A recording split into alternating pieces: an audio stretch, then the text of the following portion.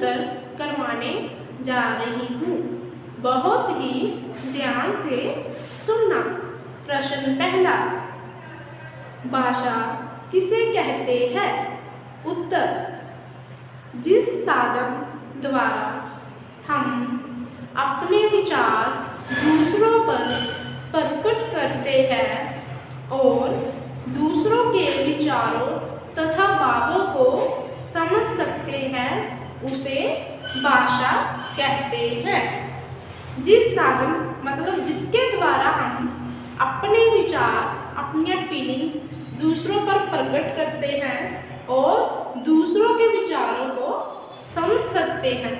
मतलब कि जो कुछ दूजा कह रहा है, जिहदे नाल असीं उहनूं समझदे हां ते अपणीआं गल्लां नूं दूजे तक पहुंचाने आ, उहनूं की कहते ने? भाषा। भाषा, उसे भाषा कहते हैं। जैसे हिंदी, मराठी और पंजाबी आदि। हम जैसे जो लोग हिंदी बोलते हैं वो अपने विचारों को हिंदी में प्रकट करते हैं और जो पंजाबी बोलते हैं वे अपने विचारों को पंजाबी में समझाते हैं। ओके, आगे प्रश्न नंबर दूसरा, भाषा के प्रकार लिखो। उत्तर, भाषा के दो प्रकार हैं। पहला लिखित और दूसरा मौखिक। भाषा के कितने प्रकार हैं? दो प्रकार। लिखित मतलब जिन भावों विचारों को हम लिखकर पेश करते हैं, प्रकट करते हैं, उसे क्या कहते हैं? लिखित भाषा। और मौखिक उसे कहते हैं जिन विचारों को हम बोलकर प्रकट करते हैं, उसे मौखिक भाषा कहते हैं। आगे प्रश्न नंबर तीसरा, लिपि किसे कहते हैं? हिंदी की लिपि का नाम लिखो। उत्तर, जिन वर्ण चिन्हों के द्वारा भाषा लिखी जाती है उसे लिपि कहते हैं। हुण इहदे विच किया गया जिन वर्ण चिन्हों से, मतलब वर्ण अक्षरों से, चिन्हों से, जैसे ई की यू की मात्रा, ऊ की मात्रा, ई की मात्रा, बड़ी की मात्रा, छोटी की मात्रा, ये सब चिन्ह होते हैं के द्वारा भाषा लिखी जाती है, उसे लिपि कहते हैं। हिंदी की लिपि देवनागरी है। हिंदी की लिपि क्या है? देवनागरी। प्रश्न नंबर 4, व्याकरण किसे कहते हैं?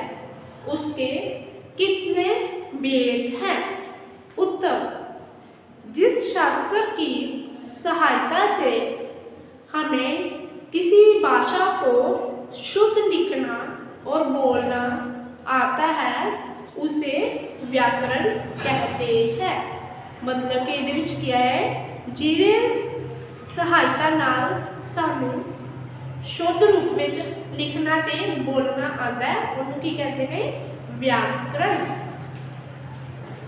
व्याकरण के 3 भेद हैं। पहला वर्ण विचार। वर्ण मतलब अक्षरों से जब हम भाषा को लिखना शुरू करते हैं। दूसरा है शब्द विचार। शब्द मतलब जब हम एक या दो अक्षरों का मेल करते हैं तो क्या बनता है? शब्द। जब हम शब्द से व्याकरण को पेश करते हैं तो उसे कहते हैं शब्द विचार। और तीसरा है वाक्य विचार। जब हम अपनी बातों को लंबे वाक्य बनाकर पेश करते हैं, उसे कहते हैं वाक्य विचार।